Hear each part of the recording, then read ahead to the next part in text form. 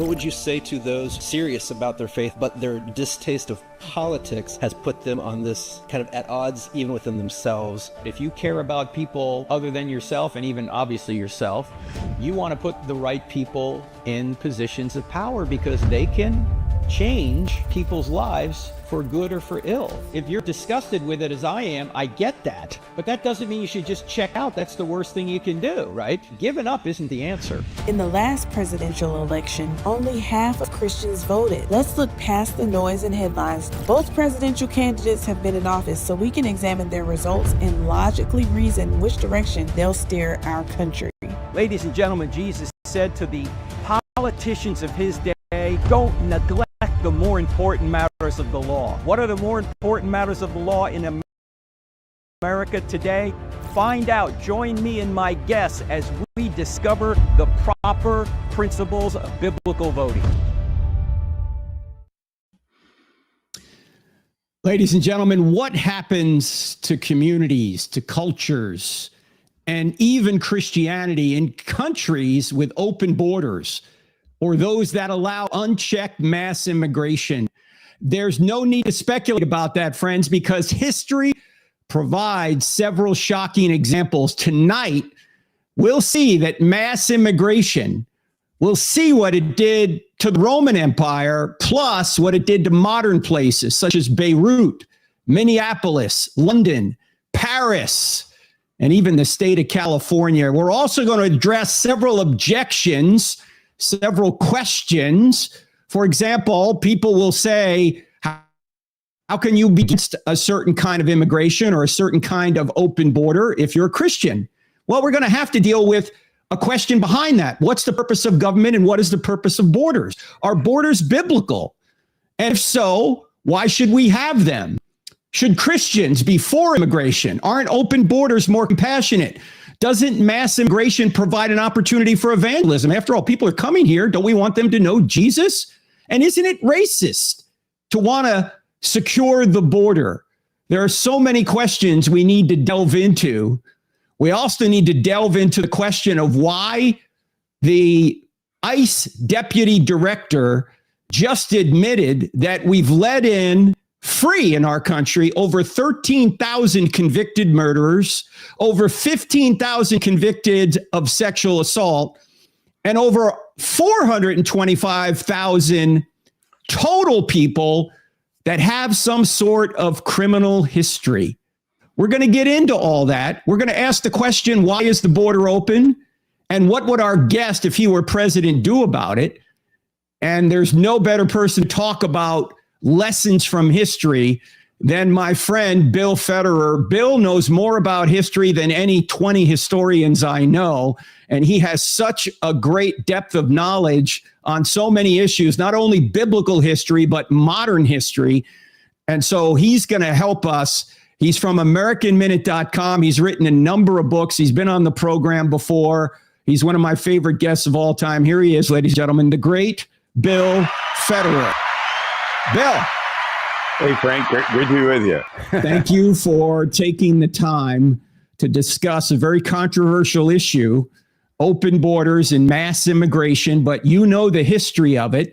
And people have said that if you don't learn from history, you're going to be doomed to repeat it. Before we get into the history of open borders, I want to talk about borders from a biblical perspective, because we're Christians here and we want to be for policies that are biblical. So first of all, let me ask you, what is the purpose of government, number one? And secondly, what is the purpose of borders?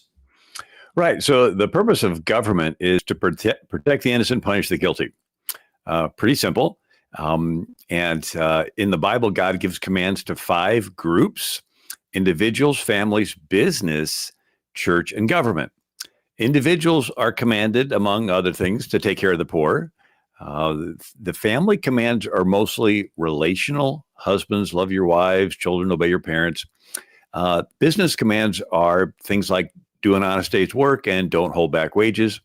The church is commanded to take care of the poor, and immediately they did, starting orphanages and hospitals and feeding the widows. And through the centuries, they would start schools and dig wells in villages and have all kinds of medical clinics. And did you know there's no command for the government to take care of the poor? Mm-hmm. The command to the government's the shortest: protect the innocent, punish the guilty. There's no command for the government to be involved in healthcare.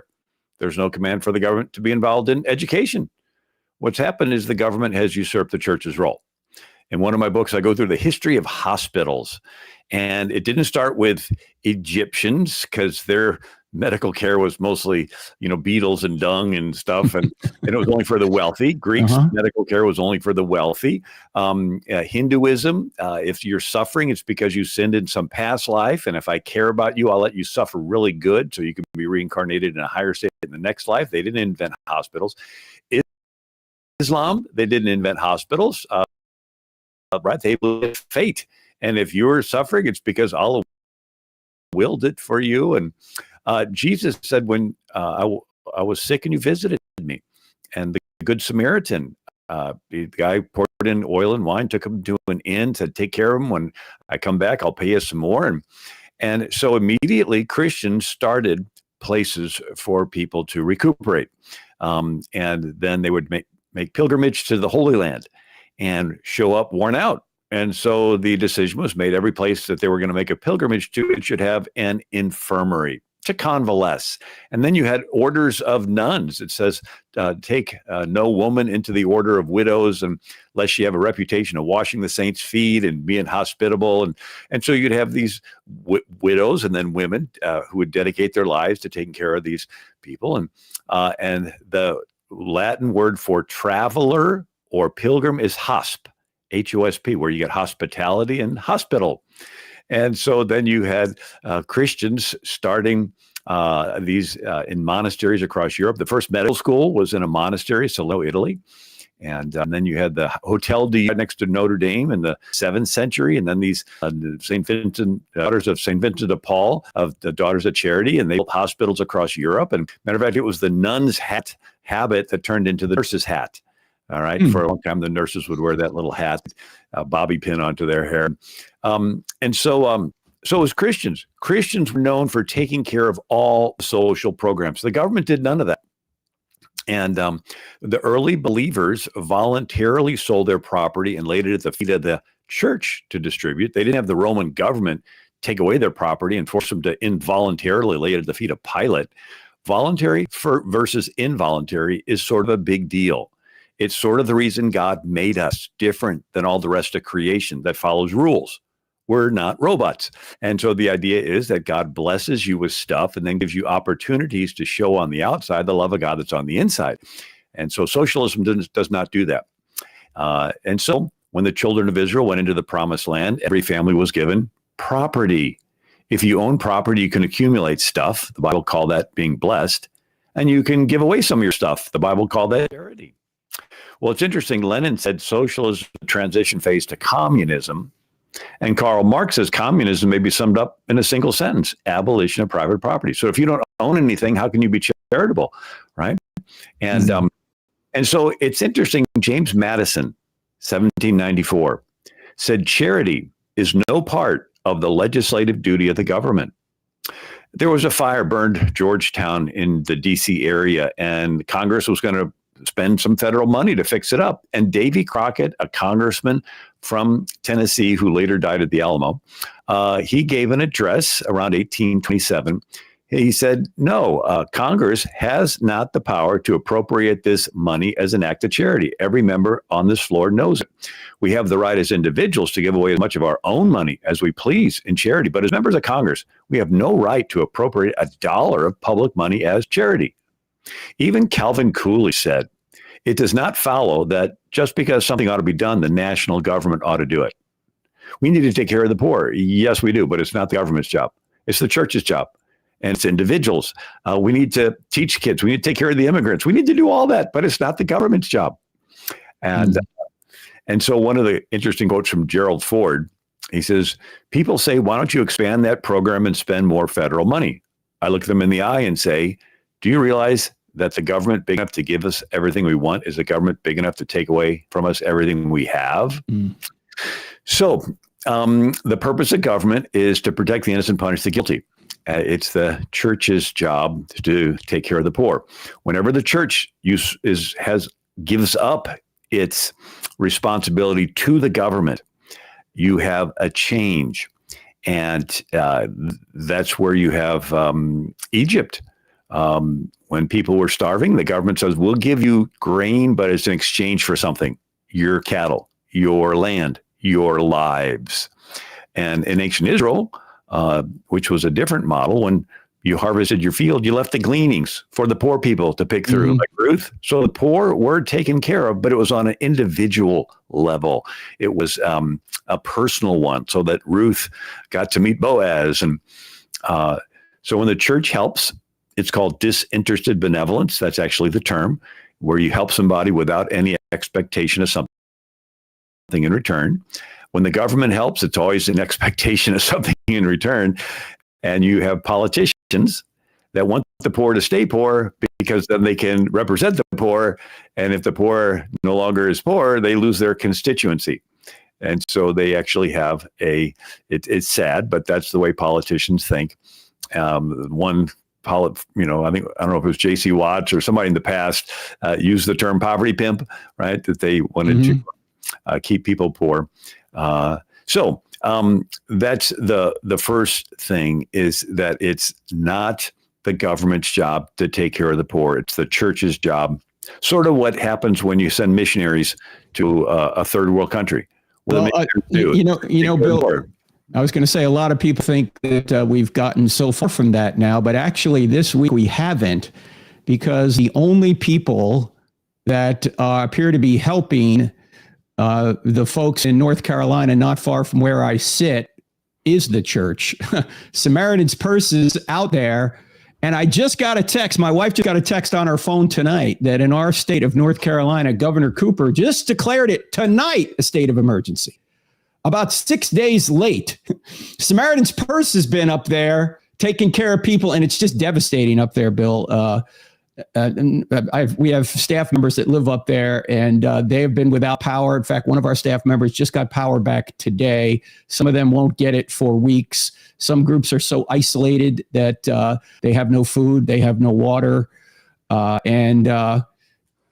don't understand why our government, which has been given a lot of money away apparently to illegal aliens, and to the Ukraine. So, in fact, it was Mayorkas who said recently, a day or two ago, we don't have any money left from FEMA because we've been using it down at the border to take care of illegal aliens. And if it's FEMA, they're admitting, that's the Federal Emergency Management Association, something like that, or agency. They're admitting it's a crisis at the border. So let's go to borders right now, Bill. Are borders biblical? Because there's a lot of Christians who think, oh, no, the borders ought to be free. Anybody could come in here. What do you say about that? What does the Bible say? Yeah, so Noah's Ark lands on Mount Ararat, and down the valley of the Tigris and Euphrates rivers. It's called the Fertile Crescent, Mesopotamia, and that's where most archaeologists and etymologists that study the spread of languages and anthropologists, that's where civilization began. And Nimrod wanted to build his tower. And Josephus, the Jewish commentator, said Nimrod wanted to build his tower so high that if God destroyed the world again with a flood, he could survive on top. And he made everybody in town bake bricks and bring them, or he would kill them. He wanted people to fear his government more than fear God. Well, since the population of the world was there and Nimrod wanted to control it, in a sense, Nimrod was the first globalist.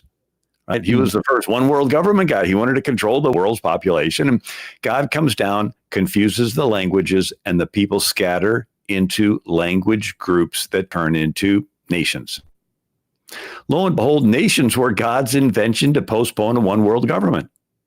Take the population of the world, break it into these subgroups, they'll sort of cancel each other out. But every generation, you have some tyrant, some Pharaoh, Caesar, Kaiser, Sultan, Tsar, Maharaja, Genghis Khan, Attila the Hun, that wants to conquer other nations. And if left unchecked, they'd have been glad to conquer them all. And in that sense, death is a blessing, and the devil has to start from scratch. And all these nations have kings. That's the default set. A king is a glorified gang leader, and they're top down. If you're friends with the king, you're more equal. You're not friends with the king, you're less equal. You're an enemy of the king, you're dead. It's called treason. Or you're a slave. And that's the norm. except for an anomaly. Around 1400 BC, you have millions of Israelites come out of Egypt, and for 400 years, there's no king. What? No king? Yeah, everybody's taught the law, and everybody's personally accountable to God to follow the law. So Israel was different. It had a covenant form of government where you had people ruling themselves without a king. And so you trace it, God gave Moses the what? The boundaries of what the promised land was going to be. Bound borders. And God told the children of Israel to what? To respect the borders of the Edomites and all these other countries. And you'll say, well, this country, you're not going to cross over their border. And this other one is right. And so God had the children of Israel respect borders. And then you go through history and you see this, that in heaven, there'll be people of all tribes and tongues and nations.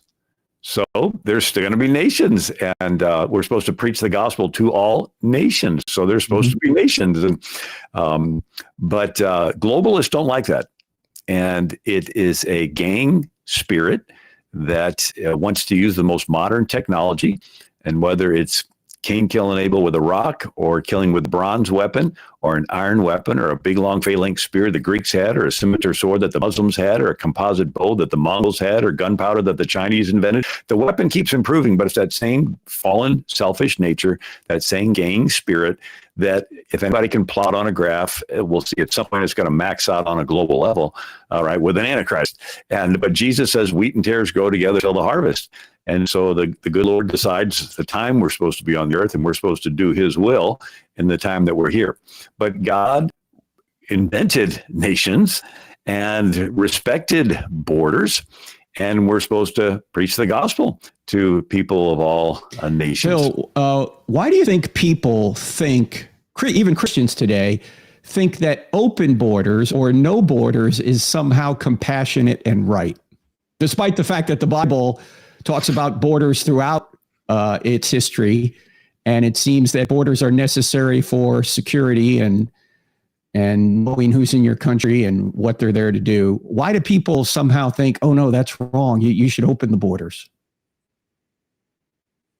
Yeah, well, it goes back to the commandment, thou shalt not steal, which means what? It implies that there's property rights. And if there are property rights, then you have the right to protect your property. And what's a nation? It's the property rights of all the people that are there.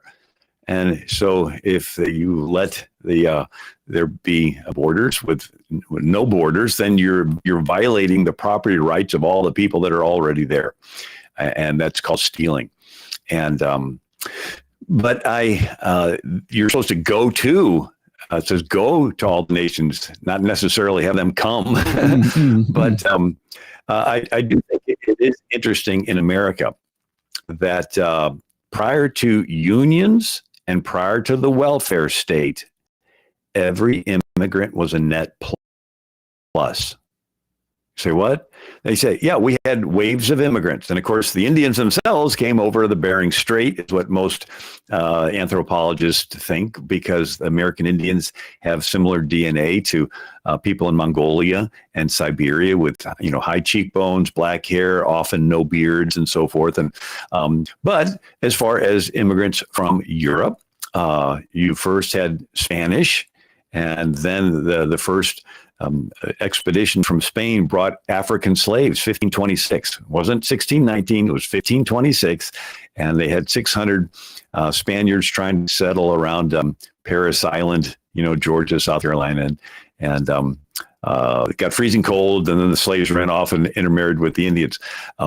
But you had the different waves of immigrants coming into America. You had French coming into Canada. You had Swedish Lutherans and Germans coming into Delaware, New Jersey. You had, of course, the English and Spanish had Florida, and you had these different waves of. But once we became a nation, the immigrants would come, and every one of them would immediately be a net plus. Why? Cheap labor. Anybody could go down and hire somebody, and at first, they wouldn't know the language, and they wouldn't know a skill necessarily, and you would hire them, and they'd work for whatever you and they agreed on, right? You didn't have to force anything. And if they agreed to work, they would learn the language, and they would learn a skill, and they'd learn how the business works. And then they would live together in a house or an apartment, and they would maintain their identity. And then they would send the next generation to school, and they would end up saving up money and buying a business and buying a farm and buying a store. And then what would they do? They would go down to the dock and hire the next wave of immigrants. And whether they're Poles or Germans or Jewish or, Italians, and they would each come in, and everybody come in and would push the other people up the ladder. And this was well known. And when slavery ended, this was Booker T. Washington's plan. He said that the way to solve the race problem was to follow this path. And he says, I want my people to own land. I don't want them to, he says, anybody can get a job. I want you to be able to create a job. And he says, I want you to be not tolerated, but needed. People will want you. And this was the attitude he had at Tuskegee. The best way to lift yourself up is to lift up somebody else, and you pool the money. And so he created a Negro Chamber of Commerce 10 years before the U.S. Chamber of Commerce was started. And he says, let's keep our money in our community. Let's pool. And sure enough, they were lots of black millionaires that came out of this period, and it worked until you had the Democrats had Jim Crow laws and black codes and started the KKK and would do lynchings. And then the Democrats pushed through the welfare state, and under Lyndon Johnson, and the New Deal prior to that under FDR. And this was a backdoor into socialism. Richard Cloward, Francis Piven, Columbia University professors, and they said you can't get America to become socialist with tanks. You have to backdoor by destabilizing the economy and getting people to sign up for welfare. And when they get on welfare, then they'll be dependent on the state. And so whether the state conquers them or they voluntarily become wards of the state, the end result is the same. And so it was Lyndon Johnson that changed the immigration quotas. And but once you put in place minimum wage, then you couldn't go down and hire somebody really cheap. And you would have to say, well, wait a second, I can't afford to pay this, so I'll just use the other employees and get them to work harder. And the immigrants didn't have that first step opportunity to get into the job force. And then the government comes along and signs them up for welfare. And then they immediately become a tax burden. And so they then are draining the state. So if prior to the welfare program and prior to minimum wage union laws, every immigrant was a net plus. Bring them in. And then there's another aspect with the Roman Empire and them coming in too fast.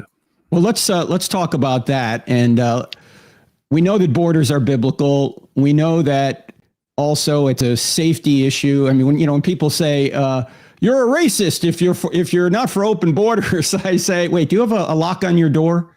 Oh, you do. Are you a racist because you have a lock on your door? No, because you realize that borders are necessary. You may disagree as to where the border should be, but you agree that at some point a border is necessary because you have a right to safety, you have a right to property, you have a right to security. And if there aren't those rights, nobody's going to have them, and we're going to have chaos. It was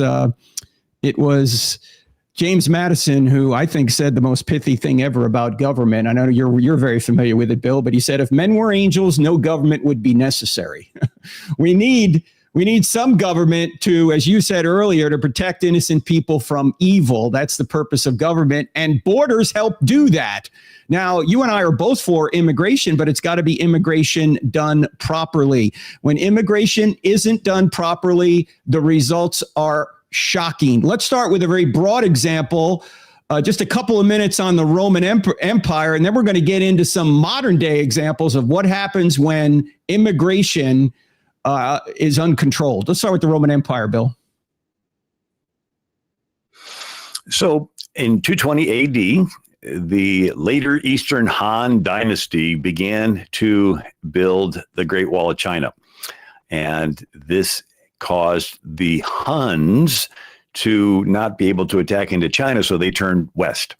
And they would attack a neighboring tribe, which would be displaced, and attack a neighboring tribe, which would be displaced, and attack a neighboring tribe.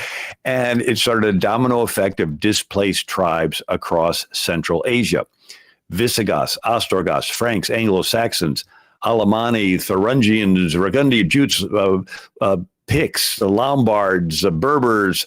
And as they came into Rome, across the borders, they would first come slow. And they would assimilate, and they would learn the Latin language, and they would bring the additional benefits of their own cultures. And the Roman Empire, for a while, grew and benefited from this. And then they began to come faster and faster. And there was one particular winter and the Romans didn't arm the normal people, only the military. And so they didn't want to arm the people, because then if the people didn't like the emperors, they could overthrow the emperors. So the only people that had arms were the military. And as these tribes began to come, the military got stretched and stretched and stretched, and it just couldn't keep up with it. And so there was a particular winter where the Rhine River froze. And some of the, I think, Visigoths crossed over, and nobody chased them out. And they just decided to stay. And then there were even Visigoths that got into the Roman army, and they were very successful soldiers, but they were given the task of keeping out the other Visigoths. And it's like, wait, that's my cousin. It's like, and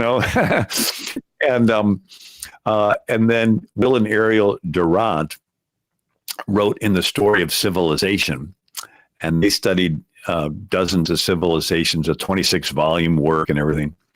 And they said, if Rome had not engulfed so many men of alien blood in so brief a time, if she had passed all these newcomers through her schools instead of her slums, if she had treated them as men with 100 potential excellencies, if she had occasionally closed her gates to let assimilation catch up with infiltration, she might have gained new racial and literary vitality from the infusion, and might have remained a Roman Rome, the voice and citadel of the West.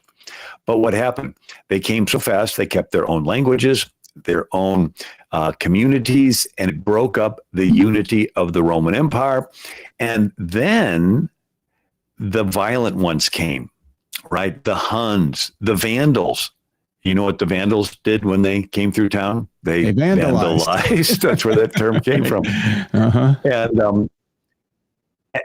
And then they ended up destroying, and then Rome collapsed in 476 AD. So I asked the question, how much food do you eat in a year? Now, what if I were to sit you down at a table and make you eat all that in a day? You would die. Mm-hmm. You only eat the food as fast as your body can assimilate it. You need food, but you only eat it as fast as your body can assimilate it. You need immigrants. You need new lifeblood and new contributions, but you only bring them in as fast as the body politic can assimilate them. Learn the language, learn the culture, learn the laws. If not, it's going to collapse the system, and it's going to be lawlessness and chaos. And out of that comes a dictatorship. Every time you have lawlessness, you are followed immediately by dictator. And a dictator is just a gang leader. He's just a really powerful gang leader. And so if somebody wants to be a gang leader, they want to create lawlessness, and then people will cry out for the strong leader to restore order, but it switches from a republic, a bottom-up form of government, to a top-down form of government. And so you see this again throughout history. That people that want to overthrow countries, you want to create lawlessness. And that brings in the two aspects of modern immigration that, if you want, I can comment on. Let's talk about that. We'll start over in Western Europe because they're further down the immigration road than we are, although we are rapidly catching up because our borders are open, not only in the South, but it came out today that even our border with Canada is wide open as well. And it's gone up 19-fold or 17-fold over the past year or two coming from the north. But let's talk about London and Paris, Bill. What is going on there? What is immigration doing to those cities and potentially both England and France?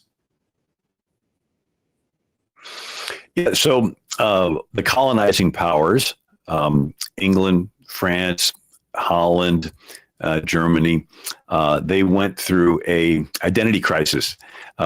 They would first colonize and, to a certain degree, treat the colonies very authoritatively, take a lot of their assets, a lot of their natural resources, and then you had what's called the Second Great Awakening revival in America, but then it also affected Europe. This is when you had William Wilberforce promoting ending slavery in the British Empire, and then the Dutch followed suit, and that was good. We're now having these nations treating the people in these other countries with Christian care. But then you had some politicians saying, well, we need to allow them favorable status to come back into these countries. And maybe first as a worker class, because the Europeans were buying into the climate change, having fewer children. And so they were saying, well, let's just have them come in. But then they would come in and stay, and then they would have their own neighborhoods. And then you would bring immigrants that did not want to assimilate, of particular Arab and Islamic backgrounds. And the Europeans, they probably should have thought this out ahead of time, but they didn't. And so now they have large groups inside of these countries. I'm not a prophecy scholar, but one of the talks that I heard was the Daniel's statue and the head of gold, arms and chest of silver, the Babylonian Empire, the Medo-Persian, then the Roman Empire, the legs of iron, and it breaks into the two, east and west. And then there's the toes, which is iron and clay. Mm-hmm. And they're thinking, okay, well, it's these the countries that existed out of the Roman Empire, east and west, and these immigrants are coming in and they're not assimilating. They're not becoming iron. They're keeping their own identity, and it's breaking up all these Western civilization countries. I don't know if that's the correct interpretation, but it's interesting. And so when you have democracies where people vote, and you let in large amounts of people, and then they become voters, they can just vote in a change to the government. A little bit of American history, Irish. So at the time of the country's founding, there was 3 million people, 98% Protestant, 1% Catholic, only 30,000 Catholics in a country of 3 million, and 0.1% Jewish. 3,000 Jews, 7 synagogues in the whole country. And then you had an Irish potato famine in the early 1800s, and millions of Irish Catholics came to America, and they went from 1% to 20% in just a decade. And there was a big backlash, and then it settled down, and then they got to be tolerated and accommodated. And but in Ireland, the Irish did not vote. It was part of the British Empire, but the British Empire did not allow the Irish Catholics to vote.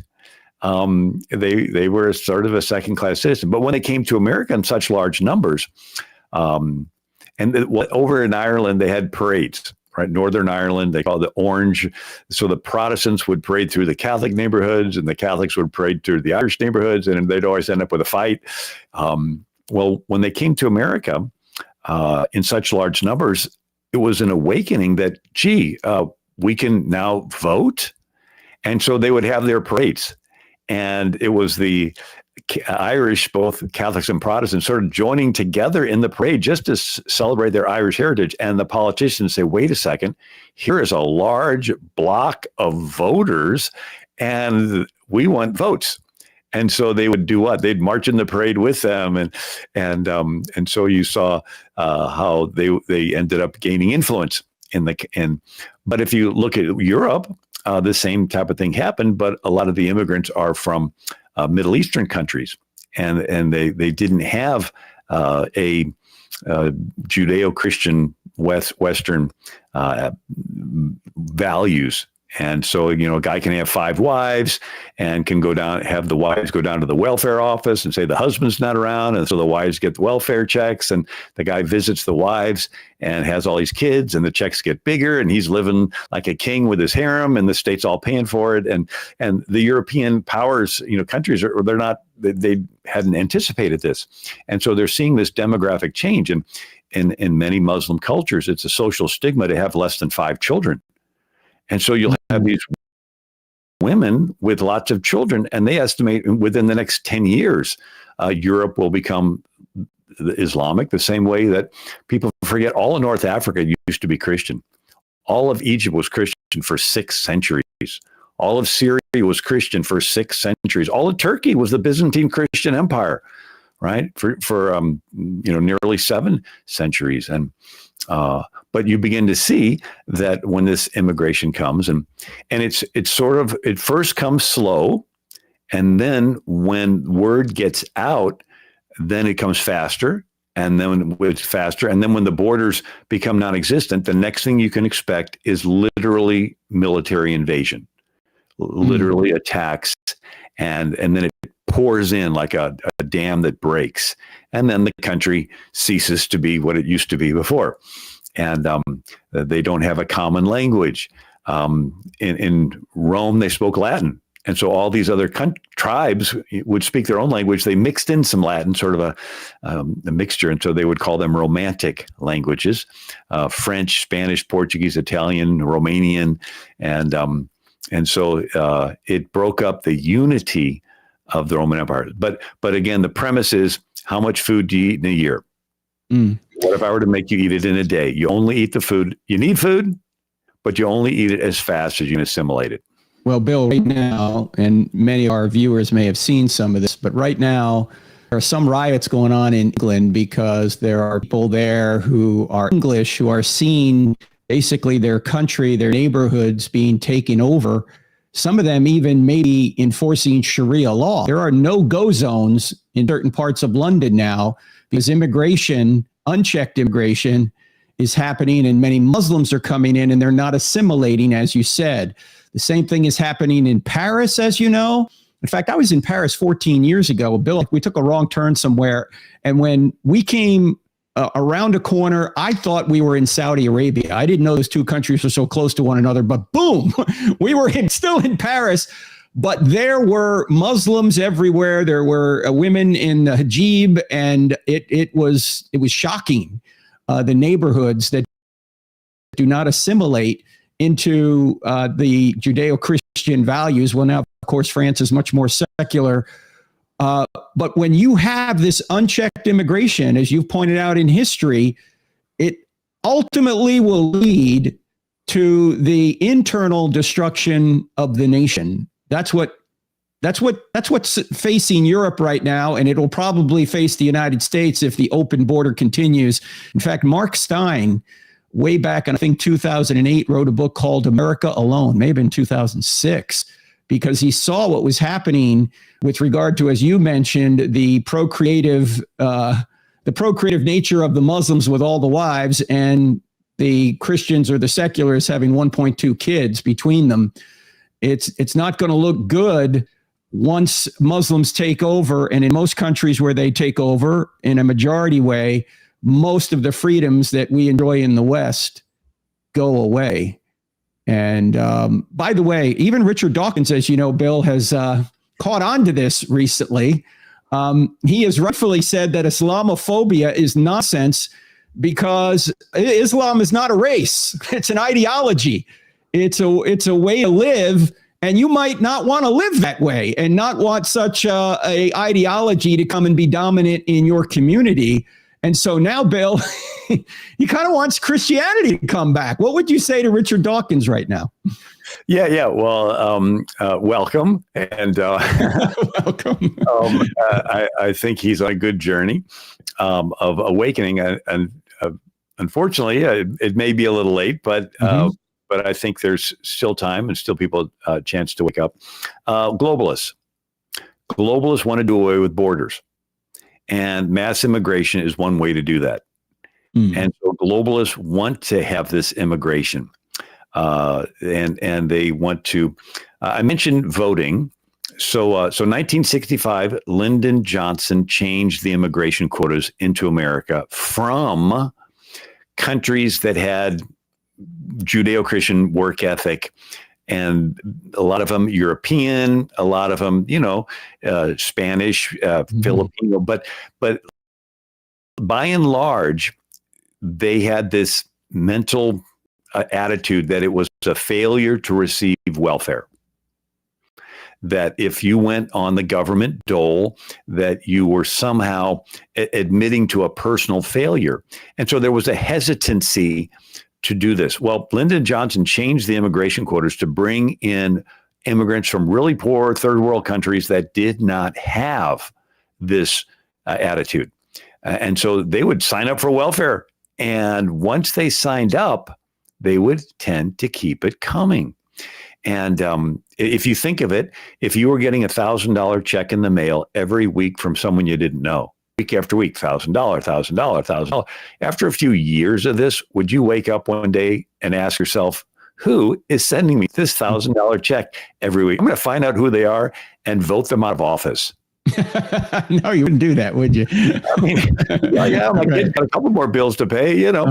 Once you get people to receive free money, you can count on their vote.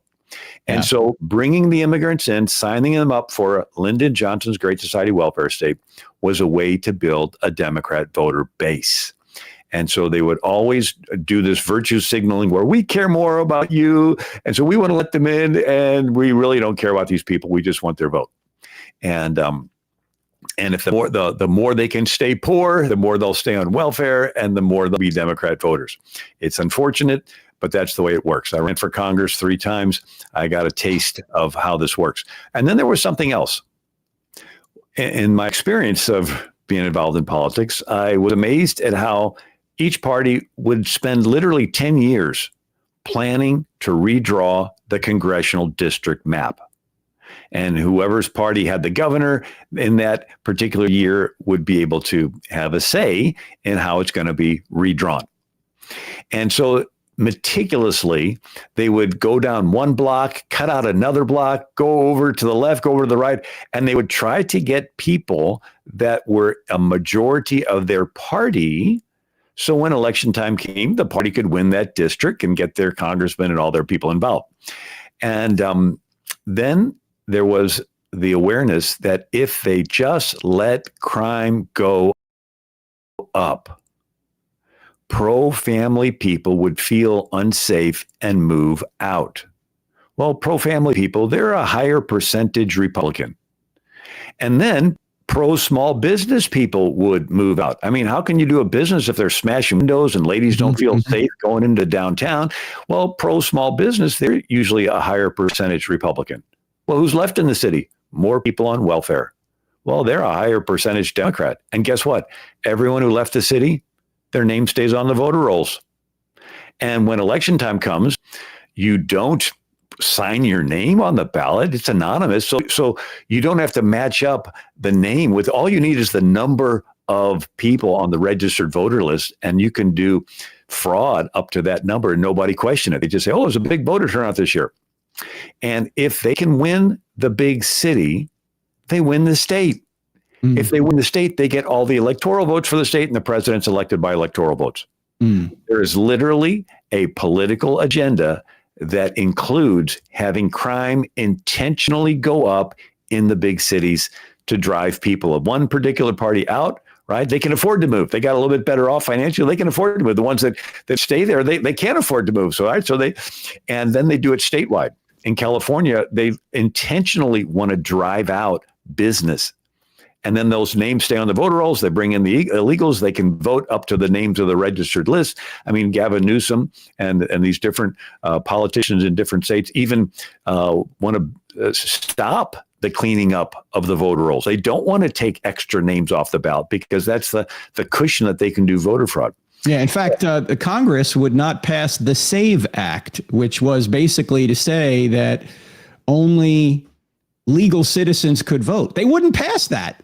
I mean, how transparent can you be about your intentions if you can't pass a law that says only legal citizens should vote? This is madness. Now, of course, people are going to say, well, they're not really doing that. But Bill, why right now why have the borders been open for 3.5 years? I mean, your best, no one's going to admit this, but the borders should not be open. Whoever's the president should use his executive authority to enforce the laws that already exist in order to ensure what the ICE director, the deputy director of ICE, just admitted to ensure it doesn't happen, that we have 13,000 convicted murderers roaming the streets from other countries, 15,000 people convicted of sexual assault, and over 425,000 criminals at all, known criminals, convicted elsewhere, roaming our streets in the United States right now. Many of them were let in the past 3.5 years. Why do you think this is happening, Bill Federer? Yeah, well, politics, that you bring them in, sign them up, and they become Democrat voters. I guarantee if everyone coming across the border was going to be a Republican voter, they would shut them right away. So, I talked to a missionary. Haiti and Nicaragua is where this missionary works. And he witnessed personally plane loads of poor Haitians that could not afford a plane ticket. And they're being put on planes and flown from Haiti to Nicaragua and then flown to America. They land at an airport. They pull past the terminal and the ladder comes down and buses come up and they take them and bus them around the country. And they took Somali Muslims and fly them to Qatar and then fly them to Istanbul, then fly them to Miami. And so you'll have large groups of Somali Muslims that are showing up. I mean, how do they get there? How do you get these Venezuelan gangs in different areas? I was in Aurora, Colorado last week, and the pastor said, yeah, a lot of my church members are policemen, and they talk about how everybody knows the gang is taking over these neighborhoods, these Venezuelan gangs. But the mayor is woke, and the head of the police department is woke, and they don't want to have the name of their city be associated with, killing immigrants. And so they're just letting it happen. And that is a dereliction of duty, because the purpose of government, as we've saying, as Paul says in Romans 13, verse 4, the leader doesn't bear the sword for nothing. In other words, the leader is supposed to protect innocent people from evil.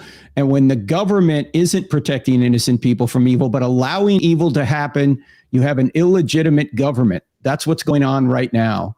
And go ahead, Bill. Jump right in. And so everybody has a heart for those in need. Mm-hmm. But not everybody coming across the border is in need.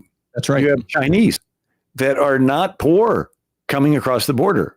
Lots of them. And then they're wandering onto military bases, and it's they're testing. My wife in Florida here, she saw a dozen Chinese people Chinese young men of military age pulling suitcases down a long stretch of a highway where there's nothing there. It's you don't walk this with pulling there. You'd at least get an Uber or something. It's where'd they come from?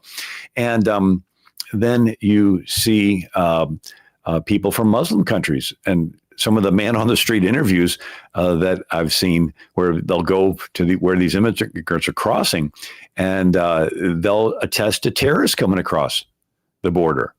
And so that brings up another issue, is that would it be beneficial to a particular party to have terrorism take place in the cities? And so if you remember, one of the things I noticed when I wrote my book on socialism is you have to have crises to get people to panic so they give up their freedom to the government.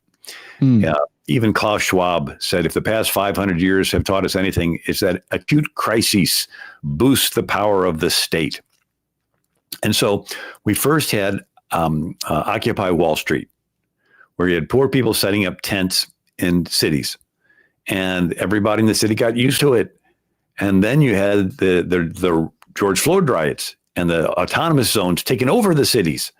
like in Seattle, Portland, or whatever, what's the next iteration, right? Because you do something, then you learn from it, and the next time you come on, you make it a little bit worse, and then you learn from it, and you make it a little bit worse. What's the next iteration? It would be having out-and-out violence and killing in major cities. And what would the response be? Government help. And the federal government would come in with a woke army because they purged anybody that right, it doesn't go along with their critical race theory or whatever. And they'll set up martial law. And one thought is that what would happen if they did this right before an election? How are you going to have voting if there's a war zone in the downtown and people are being killed? And I hope that doesn't happen.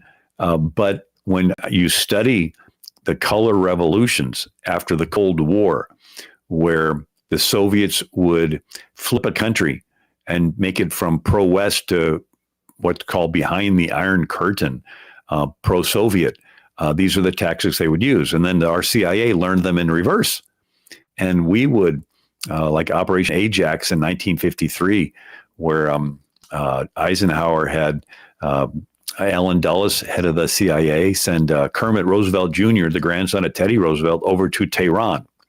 And he did the KGB thing in reverse. He would recruit mobsters and gangsters and radical imams, and they would break the country into groups of victims and oppressors, and they would create riots and protests, and then co-opt the media to have negative stories about Mossadegh, their leader. And when everybody began to believe the negative stories and Mossadegh's popularity fell, and they put him under house arrest and nobody complained, and they replaced him with the Shah. And so these tactics have been perfected for 50 years. It's called the Cold War. And Obama turned them inward and used them against our own population.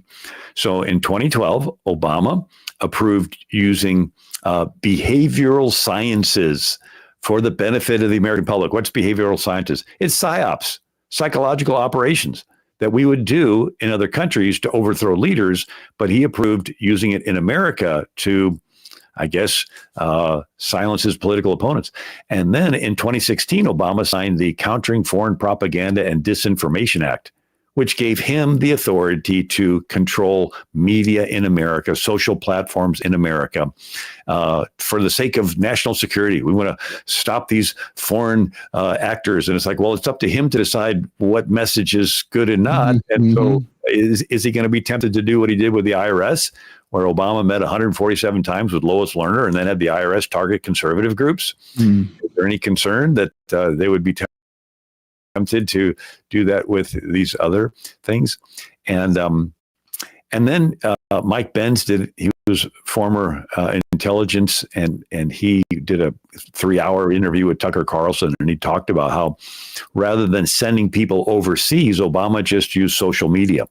You want to organize people to overthrow a leader. He says, we just use, the Facebook and these apps, and you can overthrow the pro-West Muslim leaders and replace them with pro-fundamentalist Islamist Muslim leaders. And so that's what happened in Egypt. We had Mubarak, who was working with Americans, and Obama goes over there and disinvites Mubarak and fills the Muslim Brotherhood people. And then it flips the country and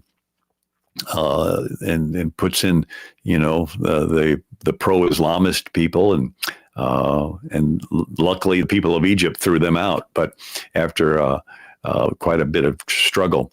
Let's talk for a second though, Bill, about that, since we're in that part of the country. And folks, we're going to go to your questions soon. If you have a question, type it in big block capital letters, question, in whatever feed you're on, whether you're on X, whether you're on YouTube, Facebook, wherever you are, Instagram, wherever this is streaming, and we'll try and get to your question. I do want to talk for a minute about what immigration did to the city of Beirut, which is right now under attack because of the situation between Hezbollah and Israel. A lot of people don't know this, Bill. Of course, you do. But the people watching don't know that Beirut was kind of a Club Med back 50 or 60 years ago. It was a beautiful city, a Western city. In fact, many people don't know, but the country of Lebanon in their constitution requires their president to be a Christian. However, immigration mass immigration has ruined Beirut and ruined Lebanon. What happened? Can you kind of give us an overview? So it was the Ottoman Empire for 700 years, and World War I starts. The Turks had made an alliance with Kaiser Wilhelm II of Germany, oil for arms. Germany would supply arms to Turkey. Turkey would supply oil from the Ottoman Empire, Kirkuk to the Germans, the Berlin-Baghdad Railroad. And then Britain made similar agreement with Persia or Iran. And it was called the Anglo-Iranian Oil Company. And you know it better as BP. And Winston Churchill changed the British Navy from coal to oil. And so World War I starts. Well, half of it's in the Middle East. After the war, the map of Europe is redrawn and Germany loses lots of land. Well, guess what? The map of the Middle East is redrawn. There's no more Ottoman Empire. And so the French take control of Syria and Lebanon, and then the British take control of Iraq, and then take the son of the Sharif of Mecca, Fazl, makes him king of Iraq, and then the British create a country called Jordan and take Abdullah, another son of the Sharif of Mecca, put him in, and then the British give the land to the Jews out of the old Ottoman Empire, and then the British controlled Egypt for a while. But the French controlled the Syria, and Lebanon was a Christian enclave, and it was called the Paris of the Mediterranean.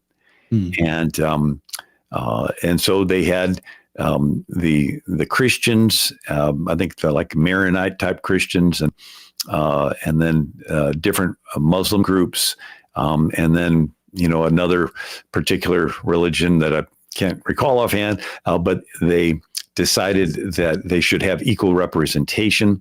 I talked to a person from Lebanon, and he says that was a bad idea because it required that certain people be of certain religions, and they should have just left it up to the people voting. But nevertheless, you had an influx of Muslim immigrants, and they were nice and let them in.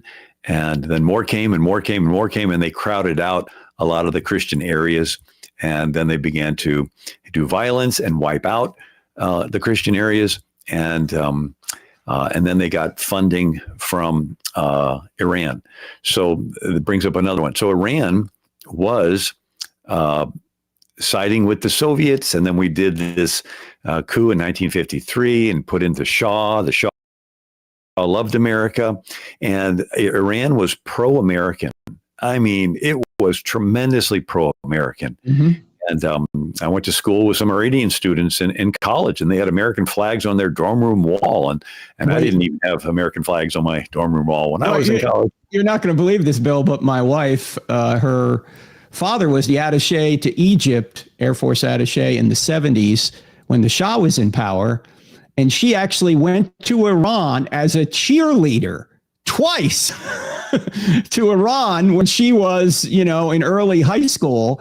That's when the Shah was in power. And of course, in 1979, she was back in the U.S. That's when Ayatollah Khomeini took over and displaced the Shah. And of course, the entire country changed back to a sort of a Sharia law country. So anyway, go ahead. Continue.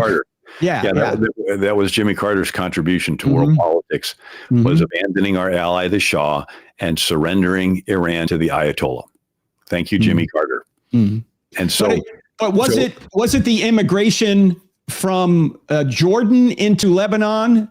Did Jordan kick out a bunch of Muslims and they went to Lebanon, and that really turned the tide of the culture in Lebanon to the point now?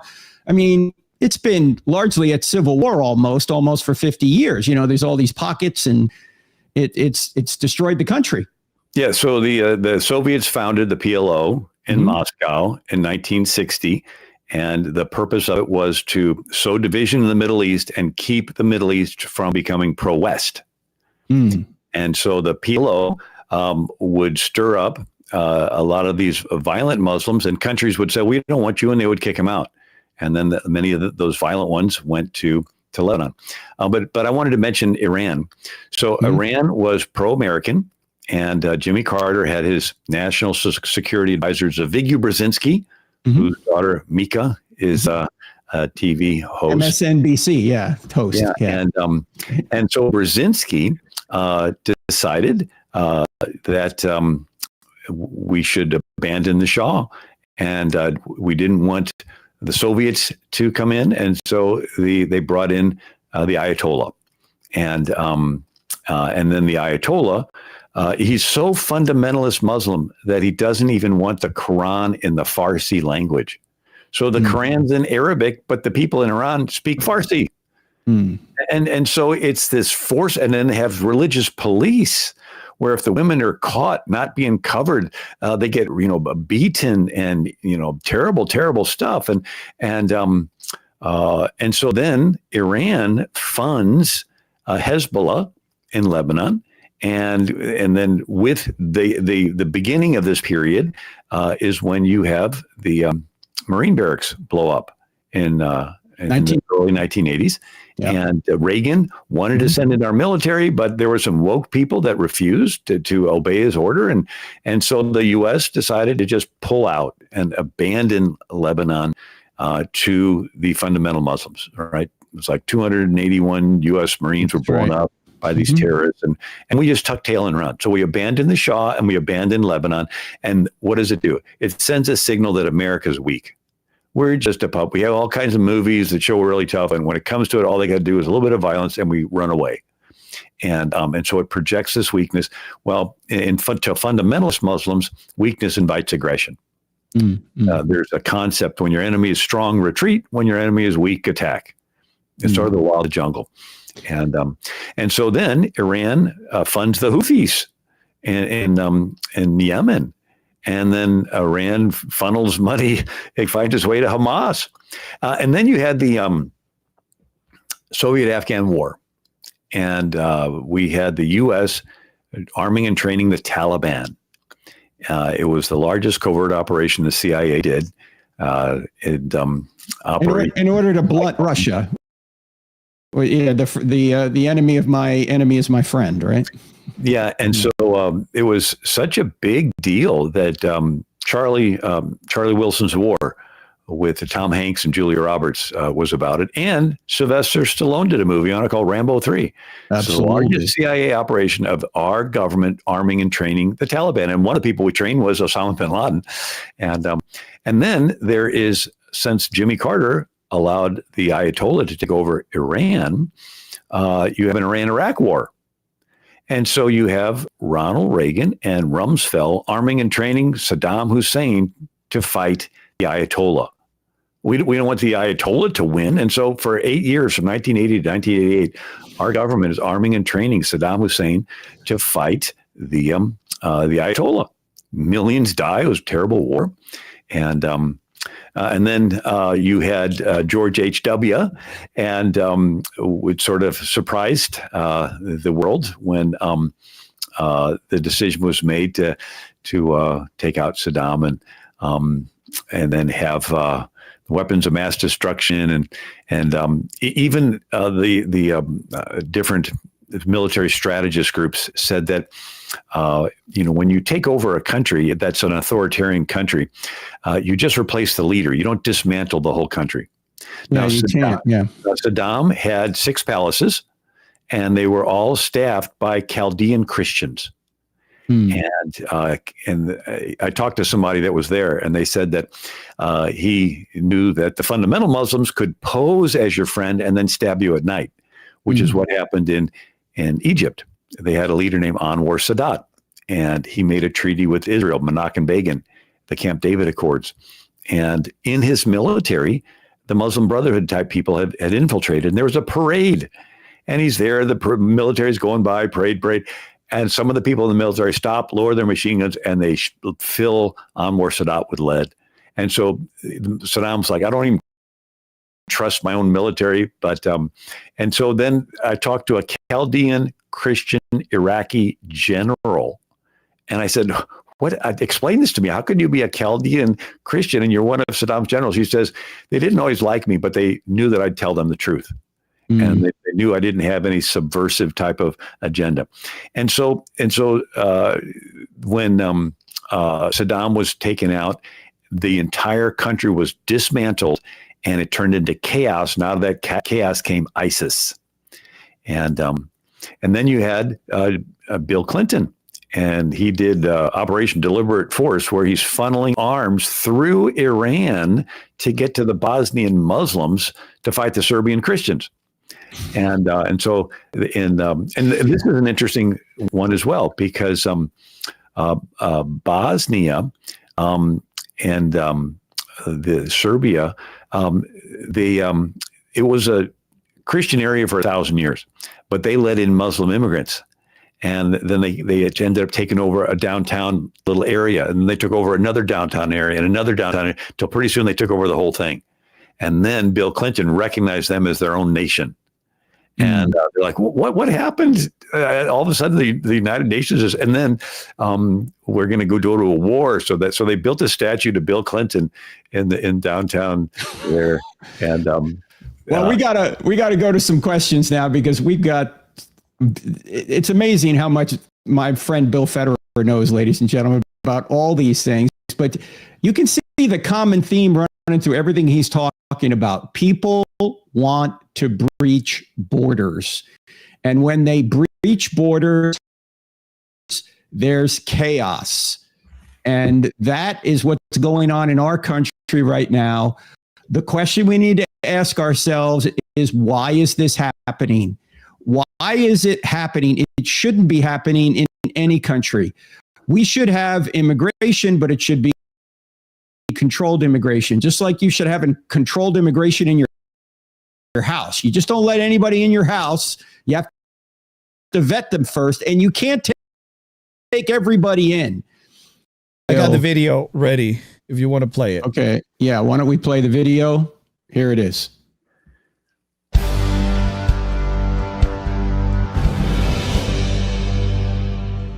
This gumball represents the 1 million legal immigrants that the United States has taken every year on average since 1990. Now, who in the world deserves our humanitarian compassion? The World Bank has one measure of the desperately poor of the world. They make less than $2 a day. And how many people make less than $2 a day in the world? We'll start with Africa.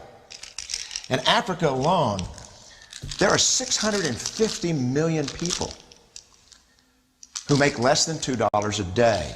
650 million. And in India, another 890 million people, desperately poor.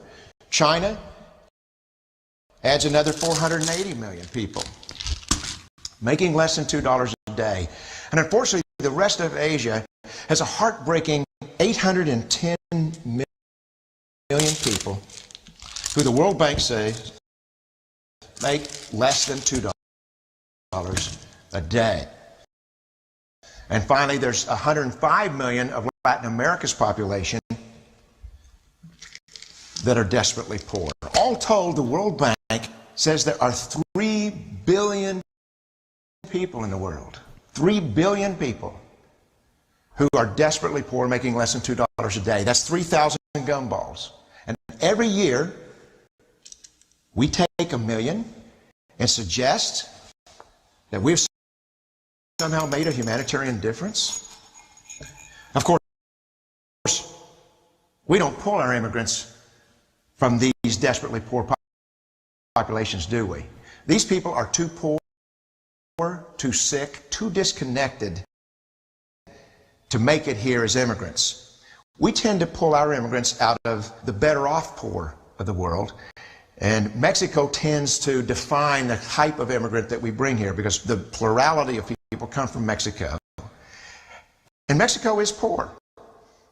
How many people in the world live in countries that have average incomes lower than that of Mexico?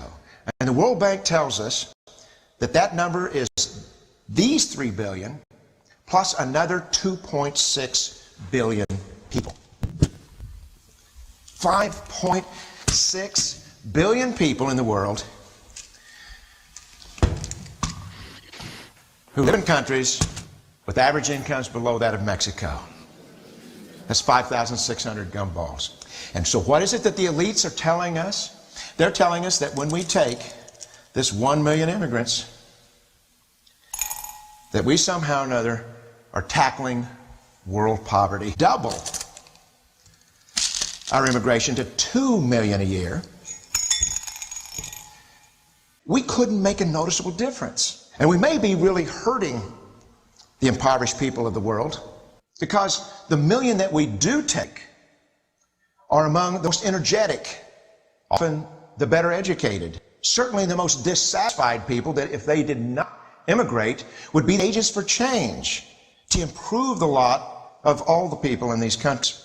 The true heroes in the global humanitarian field are the people in these countries who have the wherewithal to immigrate to another country, but instead stay in their countries to apply their skills to help their fellow countrymen.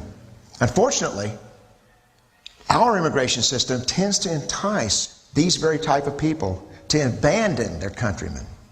The impossibility of making even a dent is actually worse than it looks here, because last year when we took 1 million immigrants, these countries added, births over deaths, 80 million more people into the impoverished population. And this year, Congress is bringing in 1 million legal immigrants. And this year, according to the United Nations, these countries are expected to add another 80 million people. And next year, you can be quite sure Congress will bring in another 1 million immigrants. And these countries, unfortunately, will be adding another 8 million people into the impoverished nations. We could take 5 million, but we never get ahead of what's happening in these countries. Not in this century. Don't you see? Nation can never be an effective or significant way to deal with the suffering people of the world. They have to be helped where they live. 99.9% of them will never be able to immigrate to a rich country. There's no hope for that. They have to bloom where they're planted. The only place that 99.9% of these people can be helped is where they live. Let's help them there.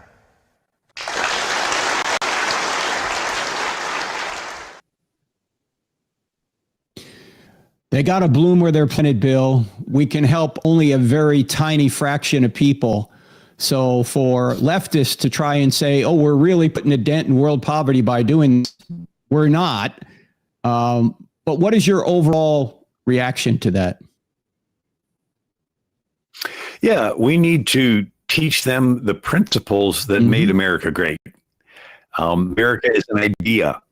And the idea goes back to rights from a creator, and the government's job is to guarantee to you your creator-given rights, equal opportunity, not equity, not an equal amount of stuff. Why?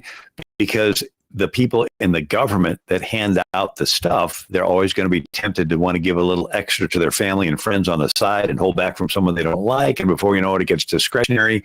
The saying is, he who holds the purse strings has the power. It basically will turn into a deep state bureaucracy with the most corrupt dictator on top. So it's not equity. It's not the government giving everybody an equal amount of stuff. It's equality, everyone having an equal amount of opportunity. But these are biblical ideas. America doesn't own them, and we can export these ideas.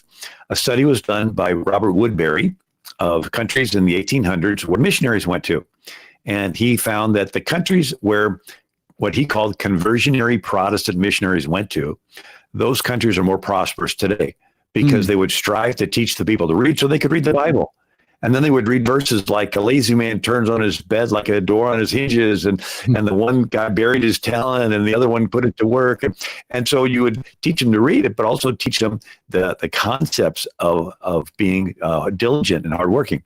And so these are ideas that we can export that can help countries around the world. Yeah, well, and, people will say we're imperialists for doing that, though, Bill. They'll say we're imperialists. Of course, there's always a comeback that they'll say, but of course, if these ideas are true and right, we ought to be exporting them. And instead of suggesting that the entire world can come here. In fact, Bill, why are there no caravans going from the United States to Venezuela? Why is it only one way? There's a reason for that.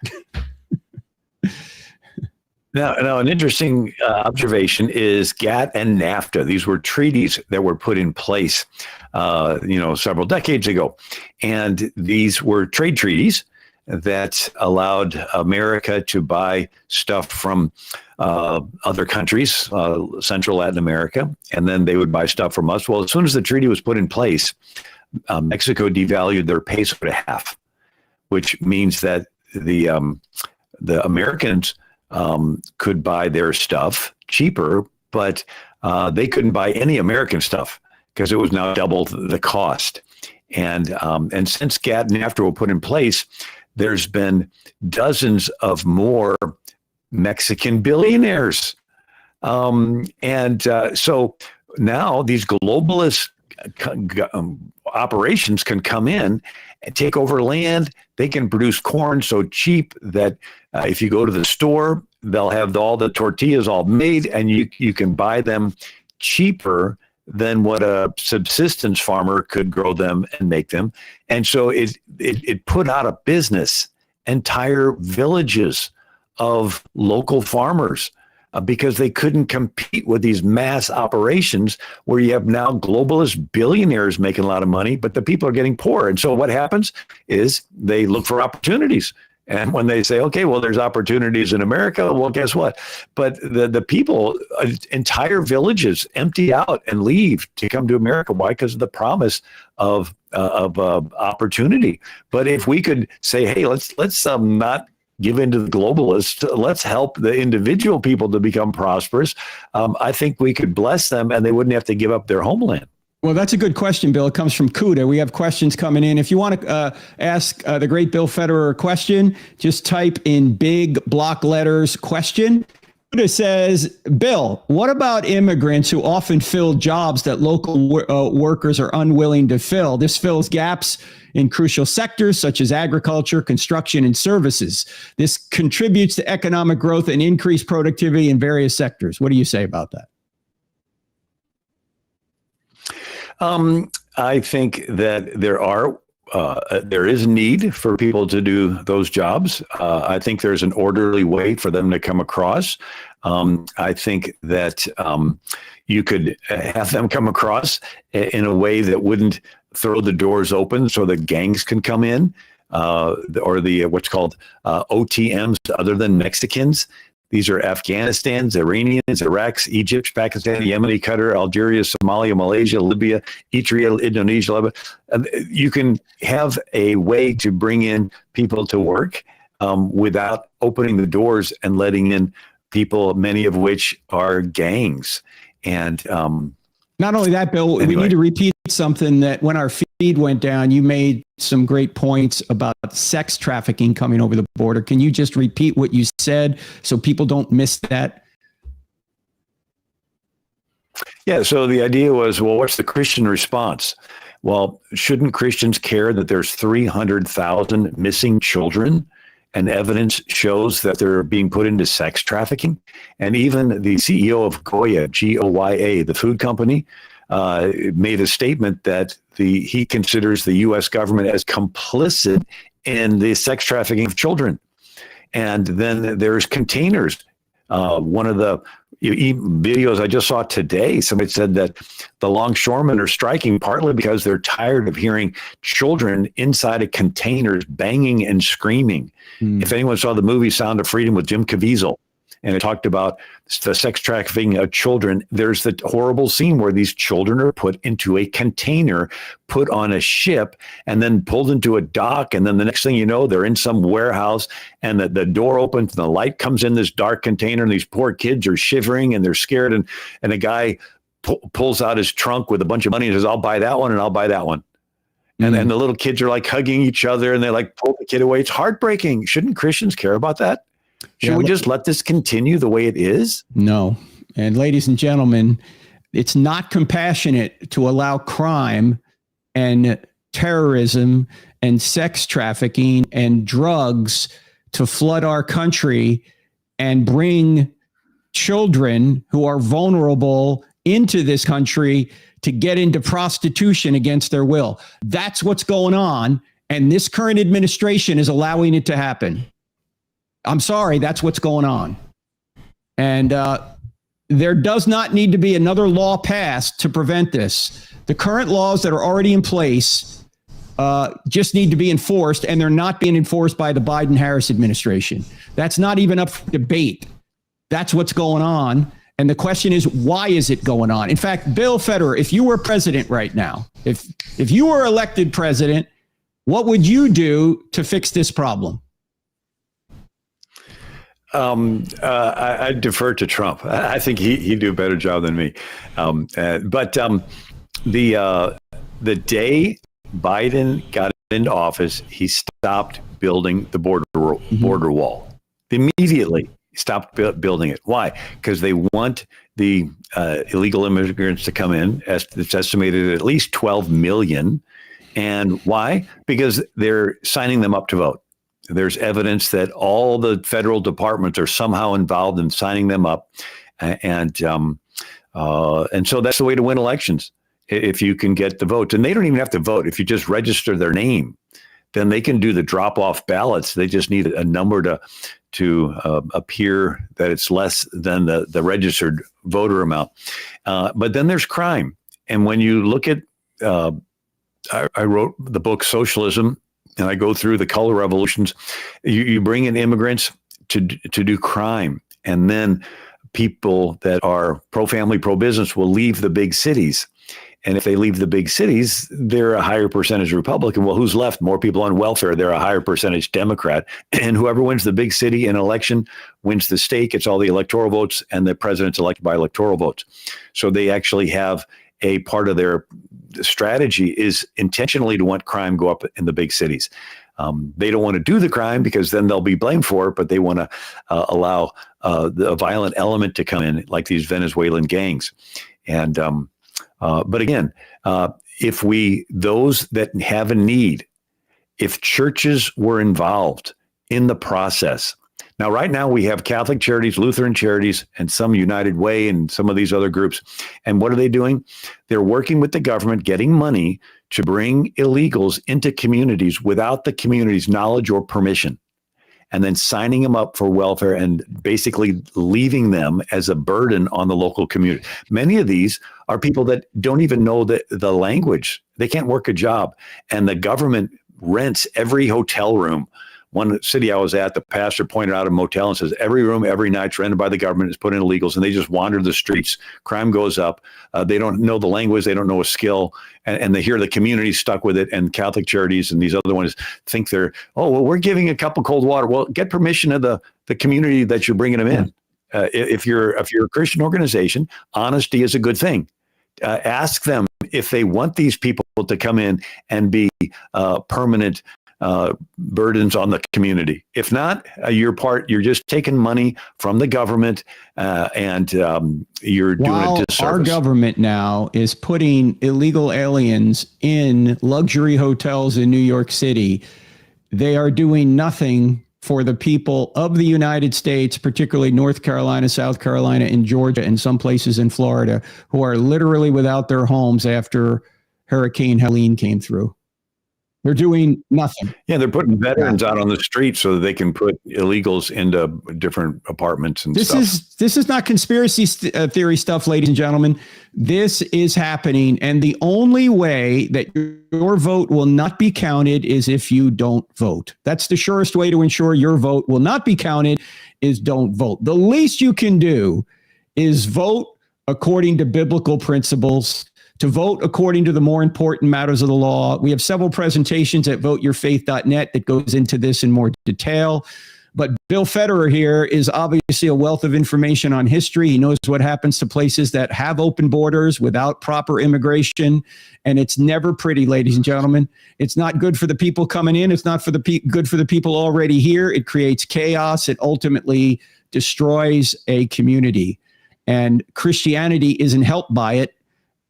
In fact, as you can see, places where particularly Muslims come in, they do not tend to assimilate. Christianity is pushed out. It's pushed out of Lebanon. It's being pushed out of England. It's being pushed out of Paris. It was pushed out of the Roman Empire. And yeah, people forget all of North Africa used to be Christian. there used to be 250 Catholic dioceses along North Africa. St. Augustine of Hippo is from Carthage. Today, that's Tunisia. And so the Islamists came through and conquered it. They conquered Spain for 700 years. People forget Syria had been completely Christian for 6 centuries until Caliph Umar came in. And then the same thing, Turkey used to be completely Christian. It was all 7 churches mentioned in the book of Revelation were there, and they were all conquered. So the question is how come those of an Islamist view are allowed to come in and displace previous inhabitants? And I wrote a book on the history of Islam, and it goes back to Muhammad was a religious leader in Mecca, and he got confrontational. They chased him out of town. He went to Medina as an immigrant, and then he works with the minority neighborhoods and gathers a following, and then he pressures the Jewish leaders of Medina to a treaty. And then when his followers get chased out of Mecca, they come to Medina. He allows them to rob the caravans headed back, and he becomes a military leader. And within 5 years of Muhammad coming into the Jewish city of Medina, there's not a Jew left. They were chased out, killed, or enslaved. And then within the next 50 years, they did the same thing throughout Arabia. And within the next 100 years, before you know it, they're outside of Paris in 722 AD, just a century after Muhammad's death in 632 AD. Yeah, ladies and gentlemen, this is just history. And you need to know history if you're going to judge what's right for the future. He who fails to understand history is doomed to repeat it. We want all people to have great opportunities. However, history shows that in order for that to happen, immigration has to be slow and steady, not open borders like we have today. It will destroy a country. It's going to destroy individual communities, as it's doing right now in America, as it's doing in the UK, as it's doing in France, as it's doing in Holland, as it's doing in Germany.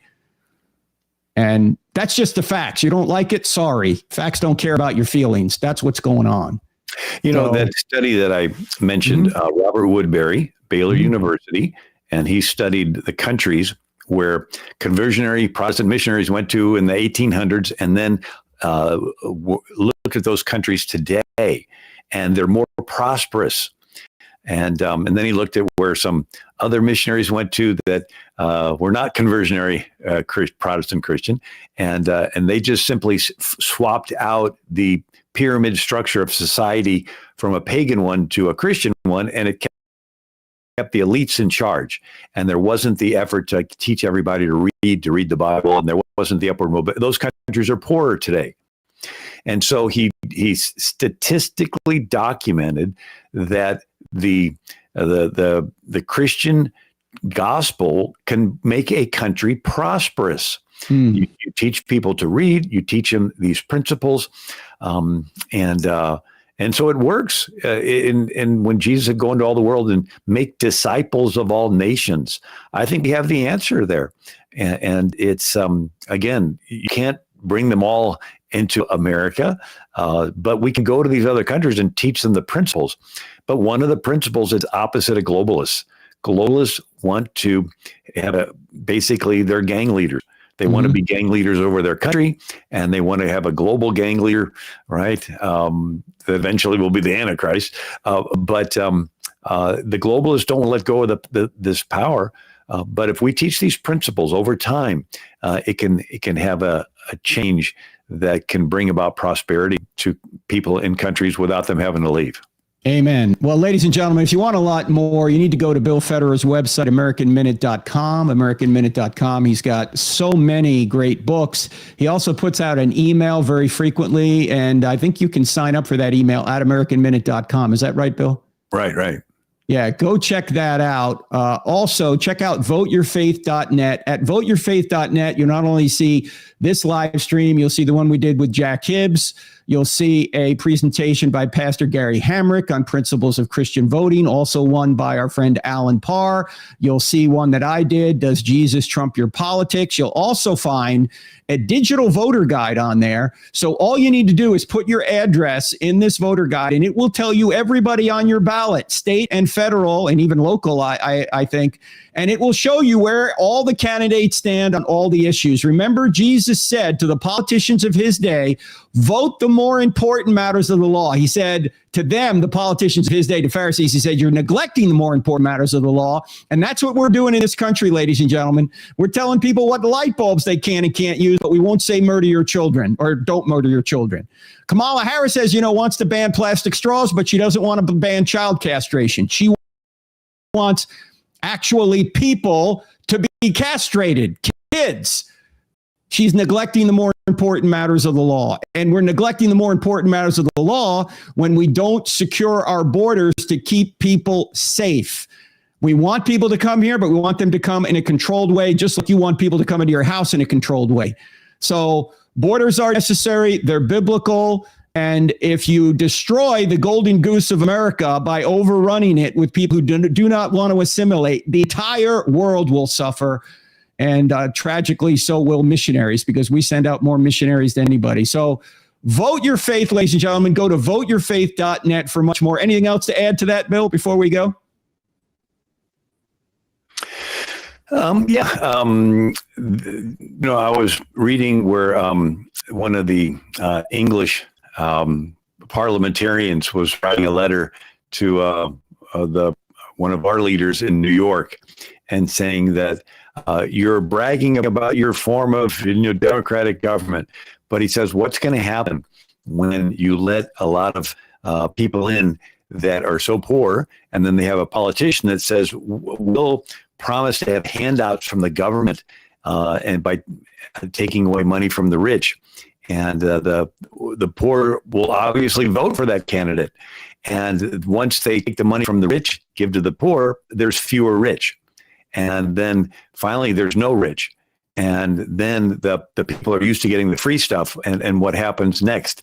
It ends up turning into a rioting and then a collapse of the country.